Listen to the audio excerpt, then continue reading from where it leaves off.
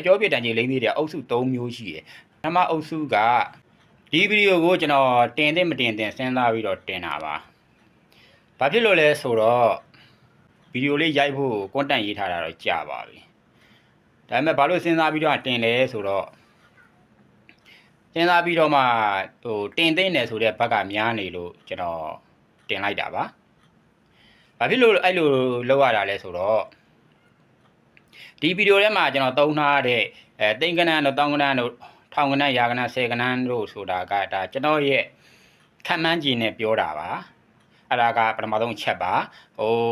တဆိုင်မြန်မာတပြည်လုံးလိုက်ပြီးတော့ဆိုင်ပေါင်းစုံဘယ်လူဘယ်နှစ်ယောက်ရှိလဲဆိုတော့ကျွန်တော်လိုက်ပြီးစရင်ကောက်ပြီးတော့ပြောထားတာမဟုတ်ပါဘူးအဲ့ဒါလေးတစ်ချက်ကိုအဲ့ဒါပထမဆုံးတစ်ချက်ပေါ့နော်နောက်တစ်ချက်က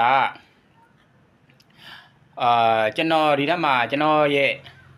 ဧည့်သည်တွေကိုကျွန်တော်ကဒီပတ်စံပေးစရာမလိုဘဲနဲ့ပတ်စံနဲ့ဝယ်စရာမလိုဘဲနဲ့ဒီဒန်ကြီးလေးပေါ့နော်အကောင်းစားကိုလက်ဆောင်ပေးတယ်ဆိုတဲ့အချက်တစ်ခုကိုပြောချင်တာပါအဲ့ဒါကဘာဖြစ်လို့လဲဆိုတော့ဘာဖြစ်လို့အကောင်းစားလို့ပြောရတာလဲဆိုတော့ကိုပေါ်တဲ့စေးမို့လို့ကိုပြောတာမဟုတ်ပါဘူးကျွန်တော်လေးလာလို့ရသလောက်ပေါ့နော်ကျွန်တော်လက်လှမ်းမီယာလေးလာလို့ရသလောက်ကျွန်တော်ရဲ့ဆရာသမားတွေတင်ကြားထားသလောက်ပေါ့နော်ကျွန်တော်လည်းအများကြီးတော့ဒါကြီးတော့အတက်ကြီးတင်မဟုတ်ပါဘူးအဲ့လောက်ဆိုရင်ဘာလဲဆိုတော့ဒီဒန်ကြီးသေးအကျော်ပြဒန်ကြီးလိမ့်သေးတယ်အုပ်စု3မျိုးရှိတယ်ပထမအုပ်စုကဒီလူသုံးများတဲ့အုပ်စုပေါ့နော်ပထမတန်းလို့ပြောတာမဟုတ်ဘူးเนาะပထမအုပ်စုကလူသုံးများတဲ့အုပ်စုကသူက